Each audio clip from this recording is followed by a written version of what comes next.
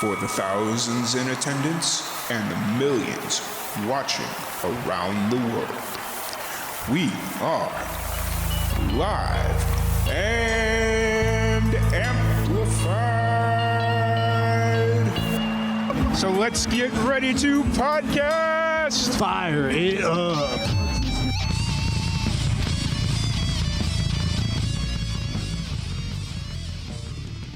Welcome, everybody, to another live and amplified livecast. I'm your host, Tom Quiet. We are back at it again with another amazing podcast. Today, we have a very special guest. We have Dema Raye. How's it going today, Dema? Hi, it's going great. How are you? Doing pretty good. It's starting to become springtime here in Texas. So the winter is going away. The weather's starting to warm up, and I'm happy as a clam right now. So, but I'm excited to sit down and chat with you. I know we were supposed to do this last week, 2 weeks ago, something at that point, and we rescheduled today because I didn't realize the extreme time difference that we had going on. But I'm excited to sit down and chat with you and get to know more about you and all that fun stuff. So for everyone that's just getting to meet you for the first time and getting introduced to you, kind of take this opportunity to introduce yourself and tell everybody your background in music. Definitely, sure. Well, first of all, I'm just really happy, excited, and honored to be here. It's been a while since I sat down and talked about my music and my life, really. I'm Dema Raye. I was born and raised in Saudi Arabia. And I've always had a love and a passion for music for as long as I can remember. I've always been singing and writing. But I've never really taken it seriously or because, there weren't many opportunities to study music here. You can have piano or guitar lessons, but there weren't a lot of vocal teachers or vocal lessons available. So I didn't really take myself seriously until I was about 16 years old. That's when I started really practicing and really writing consistently every single day. Until I got to where I am, which I think right now is kind of the start of my career, and I'm really excited and really grateful. Nice. So who did you ultimately end up turning to for like vocal lessons and stuff? Were you just searching online, or did you end up finding somebody in Saudi Arabia? No, I was actually during the pandemic, which was a crazy time for everyone. Yeah. But for me, it felt like a huge change. It kind of changed my life because everything became online. So that was kind of a really good thing for me because I was approached by a vocal coach through my Instagram account. She saw one of my videos and she asked me, if I'm working with anyone and she would like us to work together. And we met online and I loved her. We had great synergy. And, I still take lessons with her every week till now. And she's amazing. That's my father's studio, Nikki. She's just she was so nice to me and patient when I felt like I was such an amateur because, you always have this insecurity inside of you that even though you've been singing your whole life, if you haven't done it properly or, classically or professiontionally, you always fear that you're not doing it right. So, she was incredible. I think what was really great about it was that she said that she normally doesn't give online lessons, but because the pandemic happened, she had to resort to that. Yeah. And that just opened a lot of doors for me, and I'm sure a lot of other people as well. Oh yeah, for sure. It's the pandemic, although a very bad time for a lot of people, for creatives that just had the drive to continue doing what they love to do. The pandemic opened up a lot of doors, like especially in our situation with the podcast. If it wasn't for the pandemic, I wouldn't have met 90% of the people we work with now, just because I was very driven in the fact of, nope, got to meet you face to face. We got to work face to face and all that stuff. And because we're still very low budget on a lot of our stuff, we were stuck in certain areas. But now because of the pandemic and everything being online, everything's kind of changed for us. So it's pretty amazing. Yeah, I agree. So you started taking singing lessons to not to become professional, but just to hone that craft because you didn't have singing or you weren't professionally trained. What are some of the things that you kind of took away from the singing lessons that you've been taking? Oh, how to take care of your voice. Like that was the number one thing. I realized that, wow, yeah, I was just not taking care of it at all, at all. And, I start seeing, singing instead of just something that I do for fun, because I do want this as a career. So, using the analogy of an athlete, you always train and you rest as much as possible before, running or before a marathon or whatever. And I'm starting to see my voice like that. You can't just wake up in the morning and sing your heart out without a vocal warm up before that. And because it does harm your voice. It's pretty dangerous. So I think that's the biggest takeaway is just how to take care of your voice, how important it is to stay hydrated and to sleep, which is something that I don't do well. I don't sleep a lot, which is a problem. Yeah. But yeah. I'm in that same boat. It's sleep eludes me on a lot of occasions, but no, that was something that I learned very quickly was hydration is key. So it's especially I think for you as a, if you do podcasts a lot, you have to rest your voice. You have to keep yourself hydrated, or else it's easy to just lose it or get sick. Oh yeah, for sure. It was, I've told this story before, but like when I first started during the first part of the pandemic and I started doing the podcast online, I was like, oh, I could just podcast as much as I want and I'm good. So there was a stretch over 3 weeks that I did 21 podcasts. So it was like 3 a day for 3 weeks 21 podcasts a week. So there's 63 podcasts. So it was 21 podcasts a week. And I talked to my buddy, who's kind of my partner in all this. And he's like, dude, did you start smoking during the pandemic or something? I was like, no, why? He's like, you sound like a chain smoker right now. So whatever you're doing, stop. So, oh my God. Yeah. And I was like, okay. So yeah, it was interesting, but no, that's really cool that and you're still taking voice lessons to this day. Yeah, of course. I mean, I think that's one thing too, as a singer, as an artist, you constantly want to learn and grow. So there's never a point where I'm just going to say, you know what, I'm good. I rather not. No, I mean, the best singers and vocalists of our time, they still take vocal lessons. That's just, again, to keep your voice healthy and to keep yourself to just grow, really. Yeah, for sure. And where's your voice coach based out of? Oh, she's in Los Angeles. Okay. Yeah. Gotcha. That's cool. So kind of focusing in on your music and all that stuff, what was there a specific moment that you knew that the music was for you? Was there a specific song or just like a show that you went to or? Honestly, I really wish, a lot of people have asked me that, and I really wish I had a definitive answer. But for me, it always felt like something that was inevitable. I mean, the earliest memory that I have was when I was, and I've said the story so many times, so I'm sorry if anyone has already heard it, but the earliest memory was when I was 4 years old and I watched The Little Mermaid for the first time, and just hearing her sing just touched something within me, and it made me feel something that I didn't feel before. And again, you're a 4-year-old, but it was just this moment of, I looked at it and it felt like magic, and I didn't want to lose that feeling. So I just kept watching that movie over and over again every single day. And I would start to sing with her. And I think that's when I started to, I think, relate music with magic. It just felt like something very otherworldly for me. The feeling that I would get when I would hear it or sing. And after that, I was constantly watching musical theater. I'm a huge theater fan, until this day.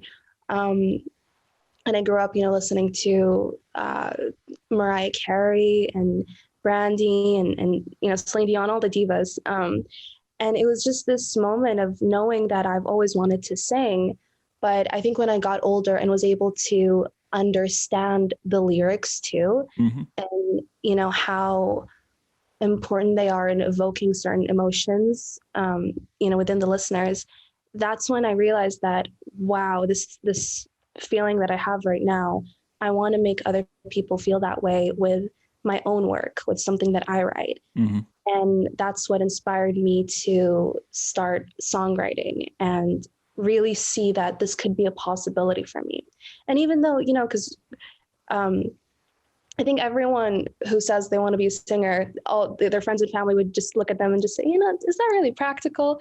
So I had to go through that, of course. And so there were moments of doubt. There were moments of, well, okay, maybe I won't be a singer, but I want to, you know, be in the music industry. Maybe I'll work as an agent or whatever, just because I really wanted to stay in the music business, because it's something that I understand and relate to unlike anything else.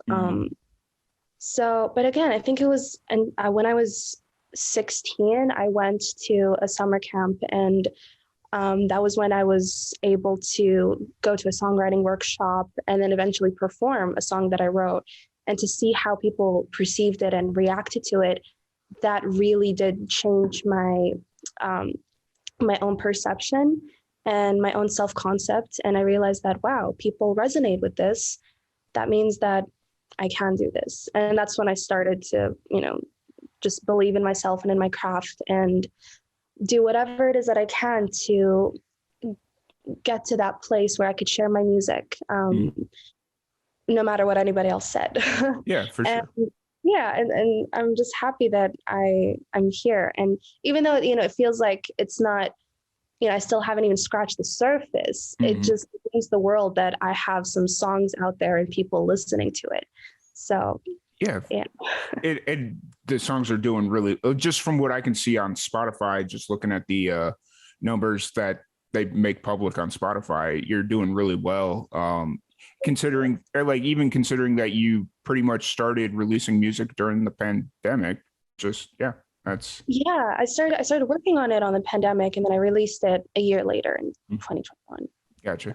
Have you had a chance to play any of your music live in front of an audience, or has that not been quite yet? No, haven't done that yet, and I'm so excited. Like I practice all the time, but it's really hard, and I would really like to do it, you know, live in front of people instead of online, just because we've spent a lot of time doing things online. But, you know, if an opportunity presents itself, I will work on, you know, just doing a live setup in my home. But right now I'm actually working on moving, so it doesn't make any sense to buy the equipment for it here. But yeah.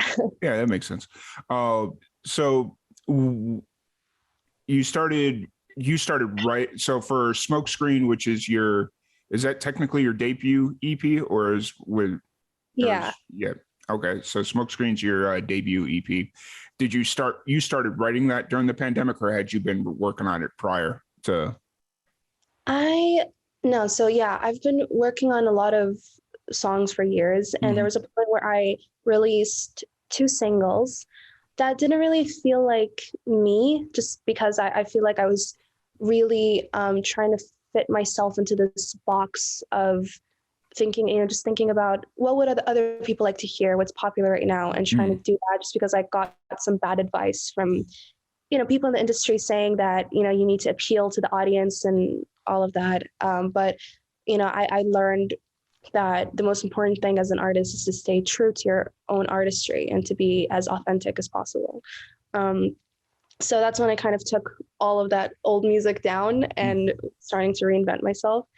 And there was a point in the pandemic, it was towards the end too, where I just felt really confused and didn't know what I wanted to do. And I was a college student, and still am actually. I'm going to graduate in May. But there was a point where I was sitting down and trying to study for an exam, and I just felt really sad for some reason. I mean, everything in my life was going great. I've reached a really healthy place with, you know, my mental health and my emotional health. So I was really confused why I just felt this emptiness inside of me. And I realized that because I just didn't feel fulfilled in my life. I didn't feel like I was doing anything worthwhile. And I was studying, well, still am, studying for a business degree in marketing. And I wasn't happy at all. And I would see my colleagues, they would be, excited or happy, and they would think about, potential jobs and all of that. And I wasn't in that boat. And I remember just sitting down trying to study, and I couldn't. And these lyrics started to, pop up in my mind. And I just remember, taking out my phone, hitting the record button, and I just started singing everything that I was feeling. And it ended up being I think 15-minute long voice note of me just kind of letting everything out. And that ended up being the first song on the EP, which was Afterthought. And that entire song is about, expressing your fears and your innermost thoughts and desires, but you're kind of dismissing them all as, but that's not really what I'm thinking. That's an afterthought. That's not what I should want. So I was really struggling with this idea of who I am and what I wanted to do and be. And that was kind of the catalyst for the EP, because I wrote Afterthought, and then the rest of the songs, just came out easily. It's like, the floodgates opened up and the dam broke. And it started off with Afterthought, and then another song. And I thought, oh, okay, well, maybe I should just work on some singles. And then, 2 other songs came out, and I just said, whoa, is this an EP? Because it felt like I didn't want to release them separately. They felt really good together. And there was a common thread, going. And yeah, I think that's how it all happened. I didn't intend to write an EP. I didn't even intend to write a song, but it just kind of came out. Hey, sometimes it happens like that.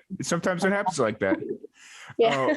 The one thing that I really did like about the EP is that you'd already kind of mentioned this about just kind of being yourself in your music, just looking at the lengths of each song. Like I don't know why this stuck out to me, but a lot of musicians are very radio driven as far as getting their music out there. So that means they got to be 3-4 minutes tops.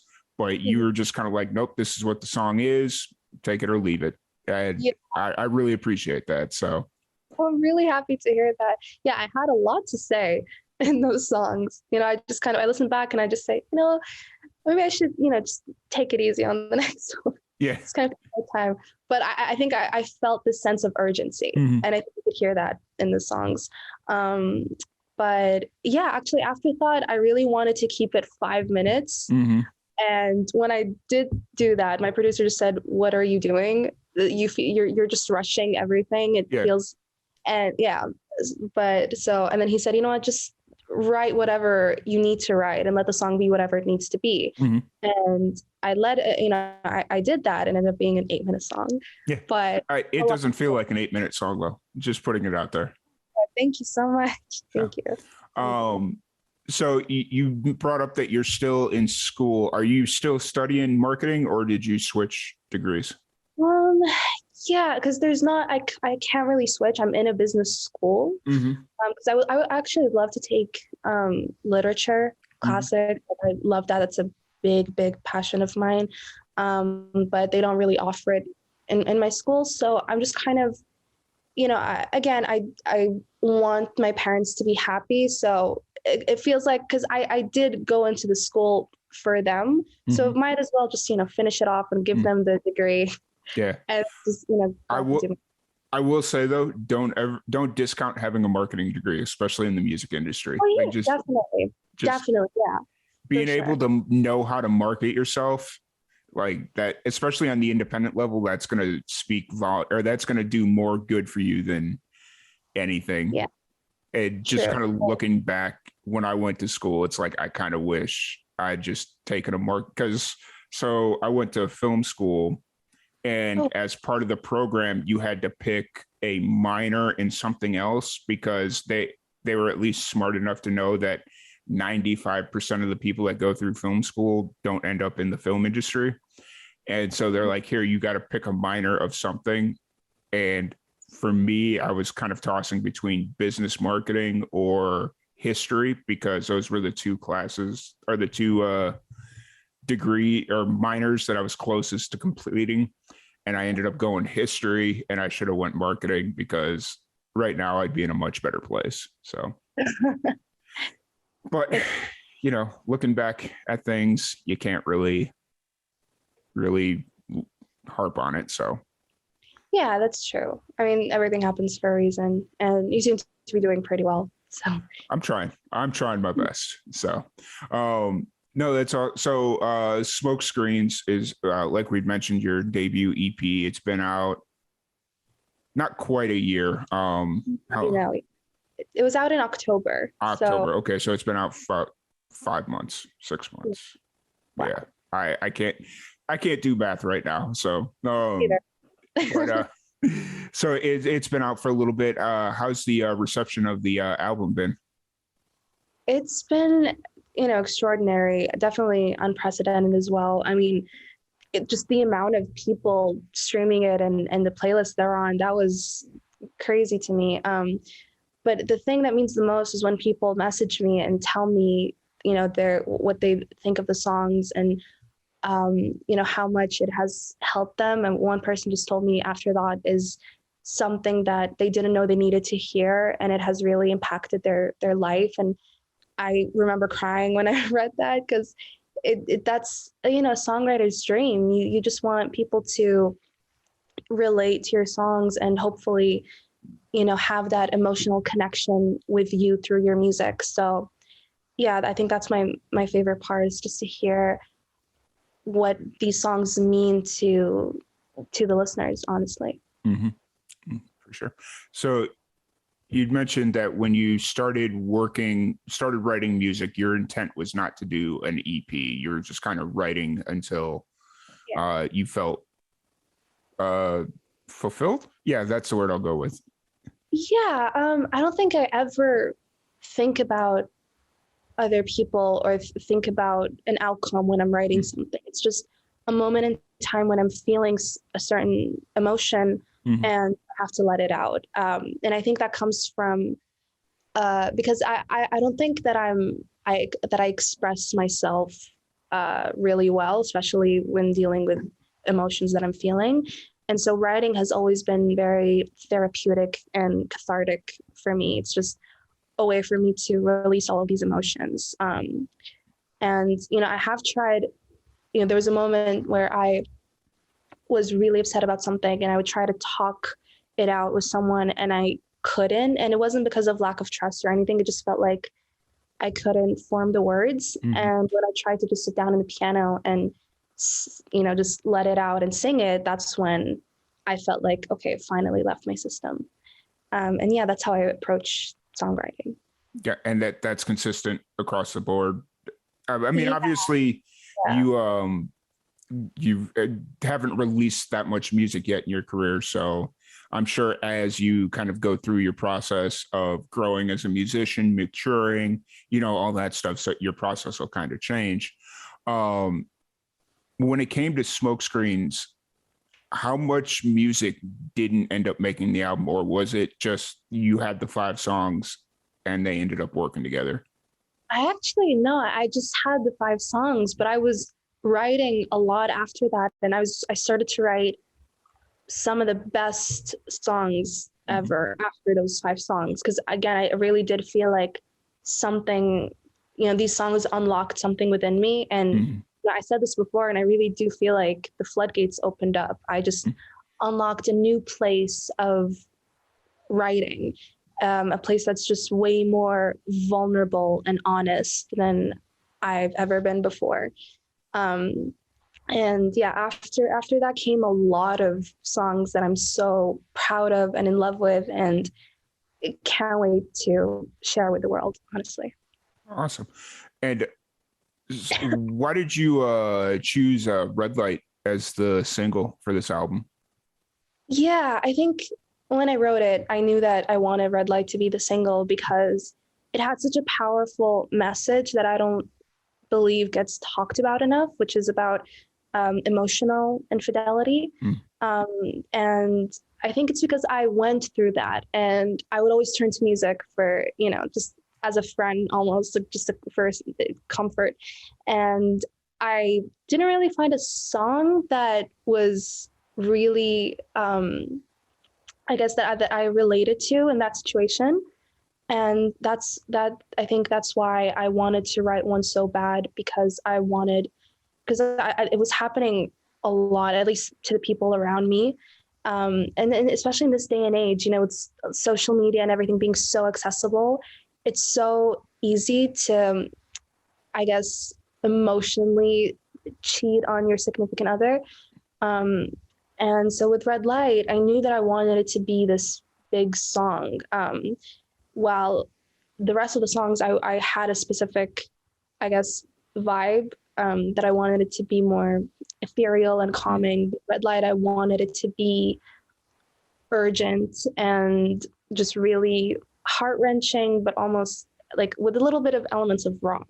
Yeah. So yeah, after we finished the mix, I knew that this should be the single, because it just had that element of, I don't know, maybe grabbing your attention, I guess. But yeah. That actually makes a lot of sense. Like you want, like for the first single, you definitely want something to grab people's attention and, set the tone for what's to come. And I think you did a really good job with Red Light on that one. So thank you. So much. I was just kind of curious from your perspective why you kind of chose it, but listening to you explain it, it makes perfect sense. And just like from a listener's point of view, it was, I'm not going to say it was the perfect choice, but it was the right choice. So I get that. I get that. Definitely. Because for me in the EP, Red Light isn't actually, I mean, I love all the songs, but it's not my favorite.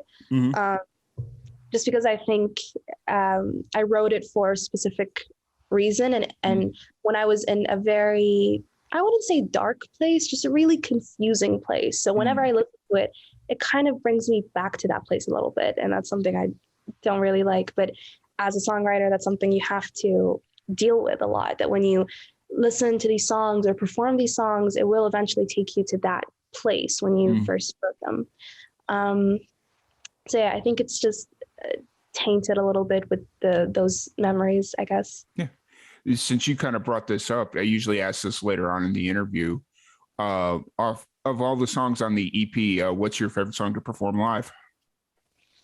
Oh, well, I've never performed. Perform, just not, perform in general. I think probably Train Tracks. I really love that song so much. I love the production. And yeah, I think I'm also just so personally attached to that song.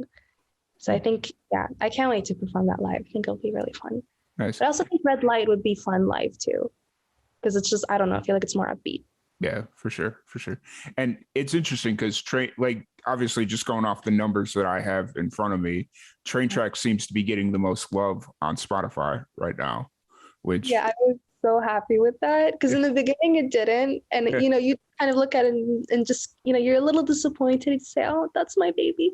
But it got onto one playlist, and then, a lot of people started listening to it after that. And it's just, I'm so happy that people are loving it as much as I do. Nice. I just put it on our playlist. So. Oh my God, thank you. I was just sitting there. I was just like, oh, I can do that like right now. Because if I say I'll do it after the podcast, I'm going to forget. I always do. So I have Spotify open right in front of me. So do it right now. No, so that's awesome. Really enjoyed listening to the full EP, Smokescreens. It's an amazing project, and can't wait to see what you have coming next. What is kind of the plan for 2022 and moving forward? Wow. Well, I'm always working on new music. I've been working on a lot since Smokescreens. So I would love to release an album, just because I feel like I can't contain myself with just an EP. I have so much. So I'm not saying it's in the works, because I haven't talked about it with anyone. There's no demo or anything, but I do have the concepts and the ideas all appear in my notes. So yeah, I would love to do that. Nice. And you'd mentioned that you're getting ready to move. Yeah, yes. Are you moving out of Saudi Arabia or just somewhere else in? Yes, to London. Okay, Yeah. cool. I love London. It's my favorite place in the world.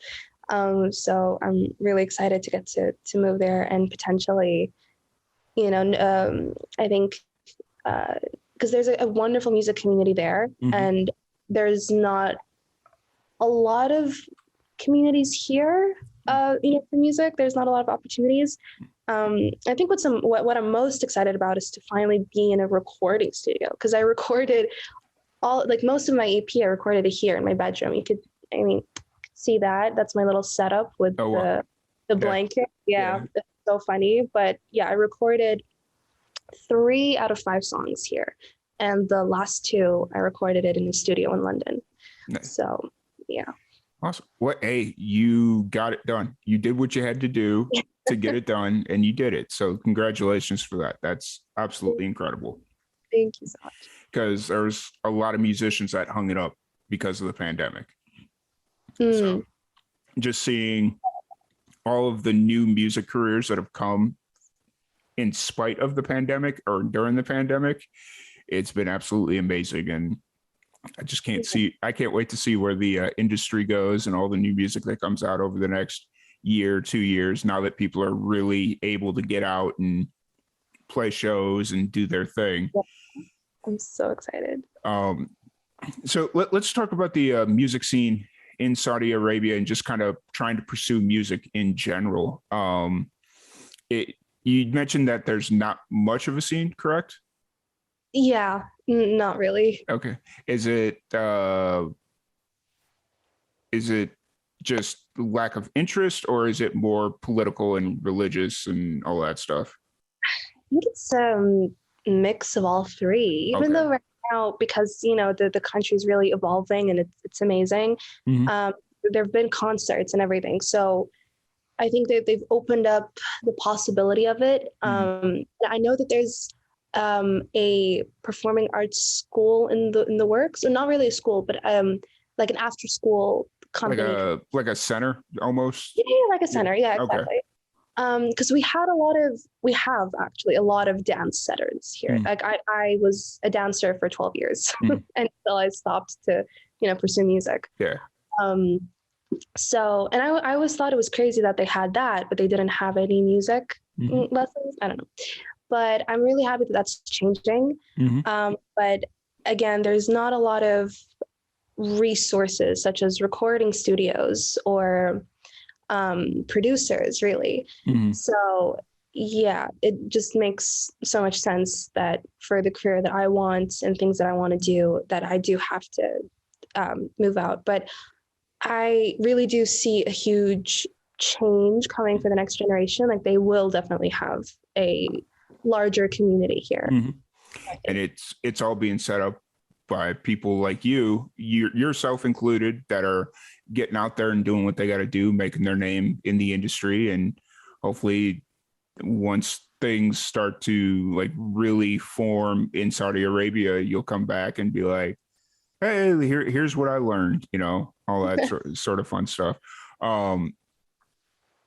Yeah. So the plan is to move to London. They definitely do have a really cool music scene there. It's a bit all over the place. Like I work with a lot of country musicians and rock bands. Outside of that, I'm kind of a novice when it comes to some of the other genres and the other scenes in the UK in general. But I definitely know that they're out there, and that's amazing that you're going there. So I take it you've been to London before, if it's your favorite place. Oh yeah, every summer, and like ever since I was a kid too. And my parents bought a flat there, so that's when we started going even more. So every holiday, I'm there. Yeah, and I have a lot of friends there. Gotcha. Cool. And obviously not so much over the last 2 years with the pandemic, but I went there over the summer, and just right now, actually, I was there. I was there when I canceled our first interview, because I was there and I was helping a friend out with an emergency too. So everything was just really crazy. Gotcha. But yeah, I go there whenever I can. Nice. How long of a trip is that? Is that About 6 to 7 hours. okay? Cool. That's not too bad. That's not the worst flight in the world. No, it's not like going to the US. That Yeah. was cool. That was I'm hoping by next year we'll be able to take our like as Live and Amplified, we'll be able to take our first international trip, and it's oh, yeah. that'd be great. We're looking at the UK or Australia right now because those are like our outside of the US. Those are our two biggest fan bases, and Nice. UK would be easier because that's a shorter flight. Whereas if we fly to Australia, that's like 19 hours, and I don't know if I'm ready for that kind of commitment. So Australia, oh my God, I've never been, but it's so beautiful. And I have friends there and they send me pictures and videos. I would love to go there. I have to at some point. Yeah, it's just from what I've seen, it's amazing. So hopefully soon. I'd have to take a lot of sleeping pills because my dad's a pilot, so I grew up flying a lot, but it was always like 3-4 hour flights. Never anything like super, nothing super long. So, but no, actually it's kind of funny. So right before or right after we rescheduled, I was talking to my dad and I was telling him, I was like, yeah, it was really interesting because I got this podcast coming up here with a young lady from Saudi Arabia. I've never interviewed anybody from Saudi Arabia before. And my dad, he's a flight instructor for airplanes and whatnot. And he just signed a 6-week deal with Saudi.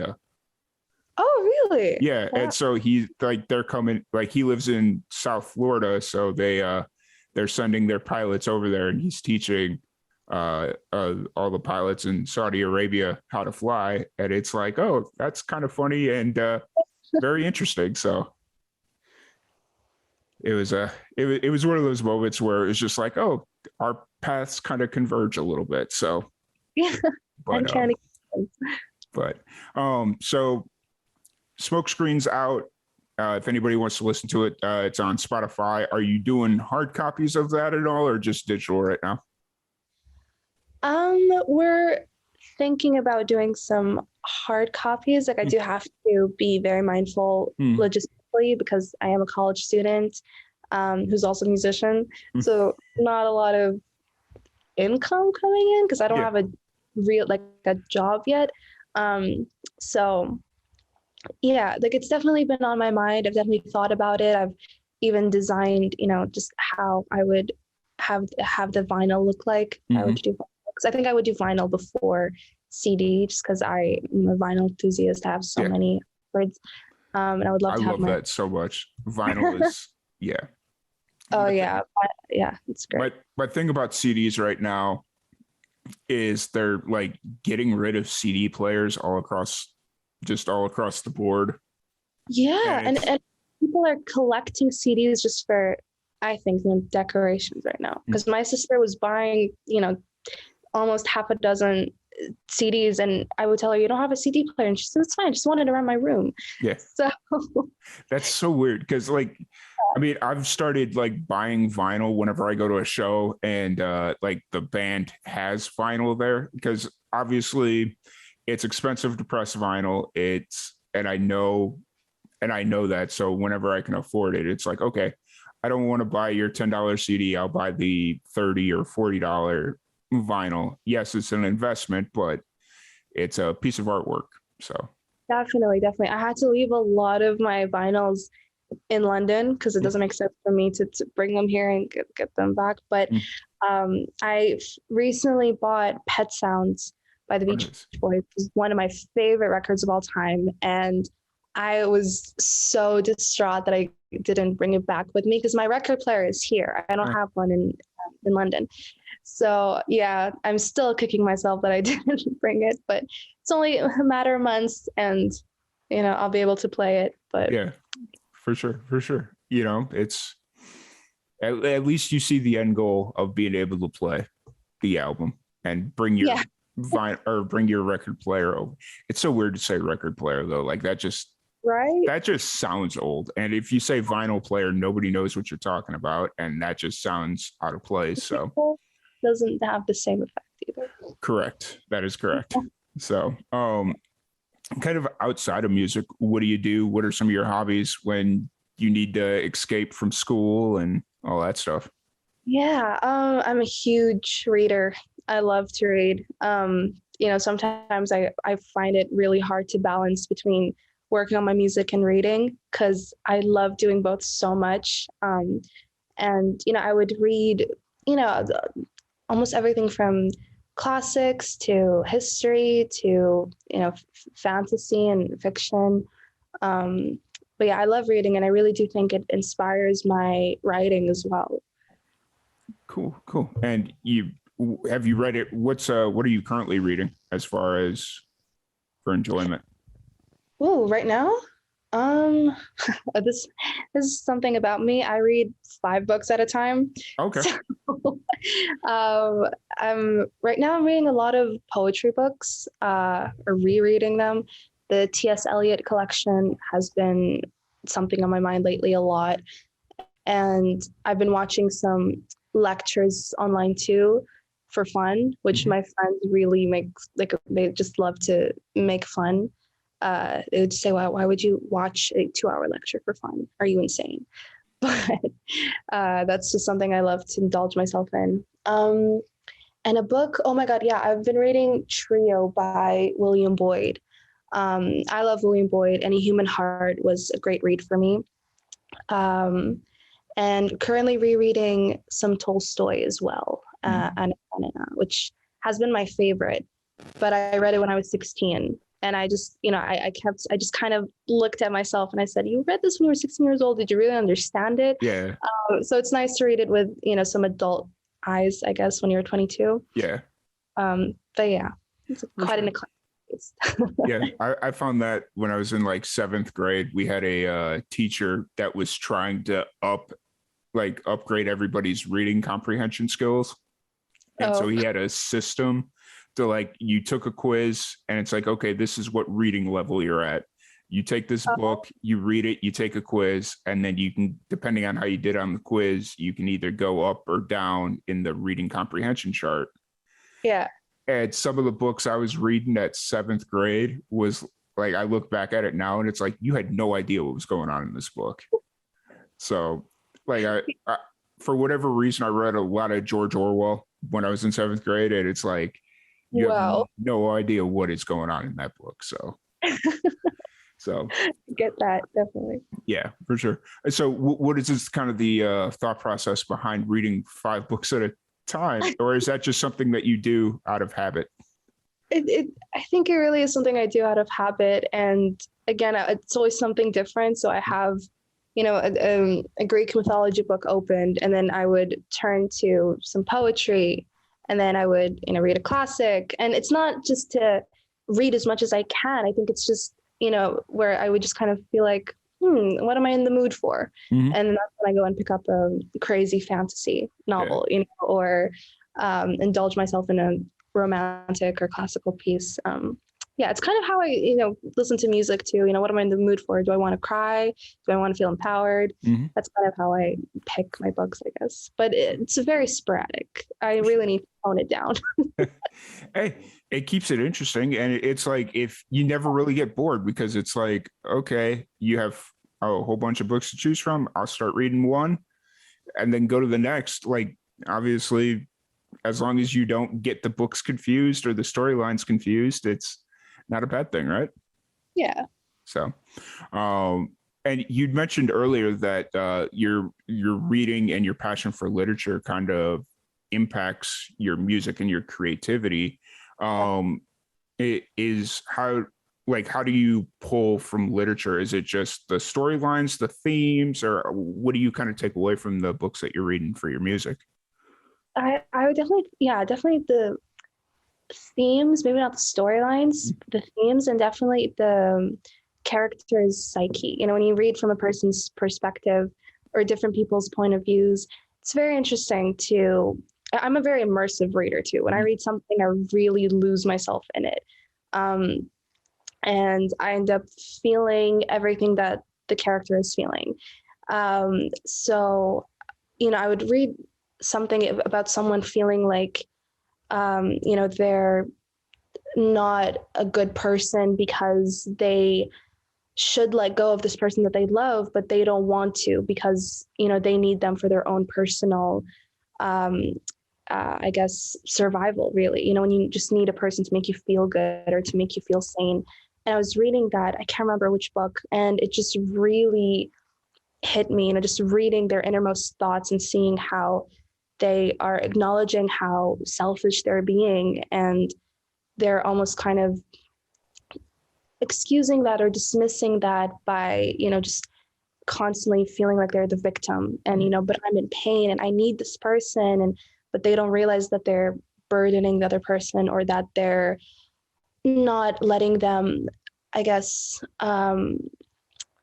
live their own life because they feel attached to them. And it's a huge responsibility to feel like you have to take care of another person. And it was just such an interesting way to look at it and think about it, especially when the other person is like, they're self-aware, they know that they're hurting the other person, and you got to read about why they're doing it and how that process works. It was just really fascinating, and I really did take that into consideration when I was writing a song that I felt inspired to write after reading that book. And it was just very interesting because, again, you put yourself in other people's shoes, other characters' shoes, and you start to write from a perspective that you might have never felt or seen, but at the end of the day, you've felt it at one point. Because I think even if you've never been in that situation, at the heart of it, we all at the heart of it, it's just an emotion, it's a feeling. It's either anger or it's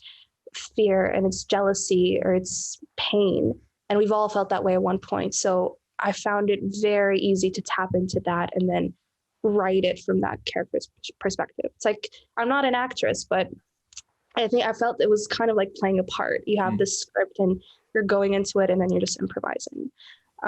But it's very liberating to write like that, because when you're not thinking of your personal life, like I said, it's really liberating. It feels like all bets are off and you could just say anything.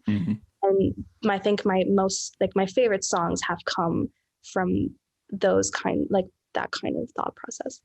Gotcha. That makes sense. And where are you kind of at creatively right now? Are you just continually writing, or where are you kind of at in that process right now?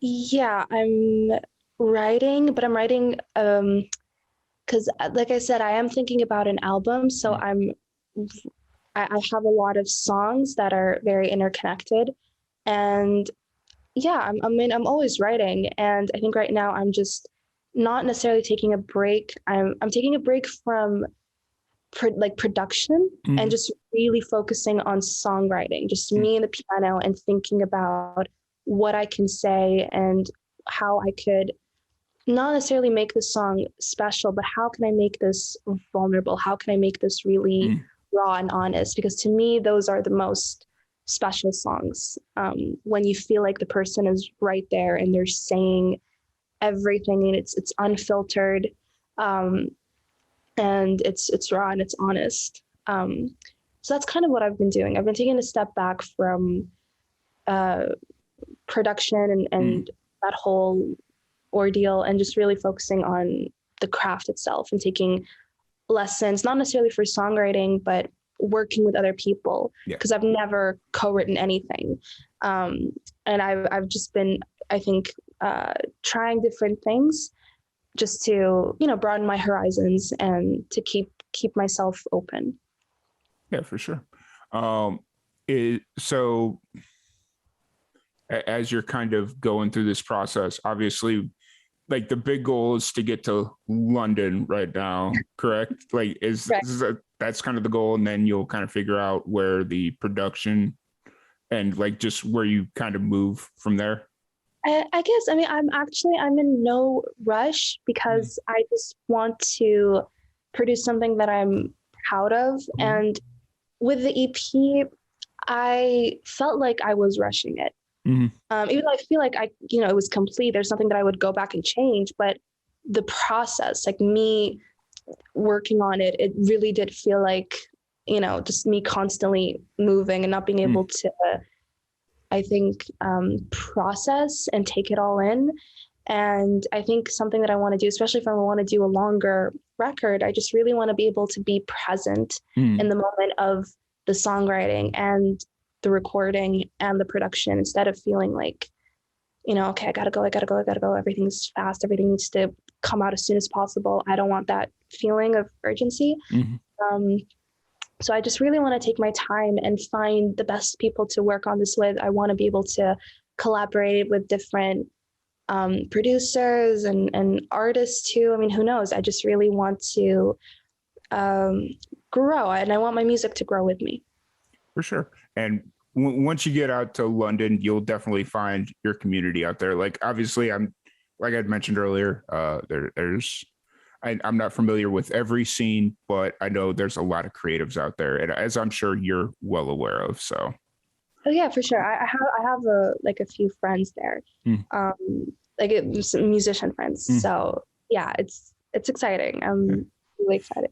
Is there any musicians in Saudi Arabia right now that you're working with, or is it just or that you I don't listen? really know. Yeah, I don't really know a lot of musicians here, to be honest with you. I mean, I know that there are musicians, but I don't know them. I don't really have a relationship. Okay, gotcha. I didn't know if there was just like a little underground scene or something, that there was a handful of people that were out there making music together or something. So I'm pretty sure there is, but I don't know anything about it.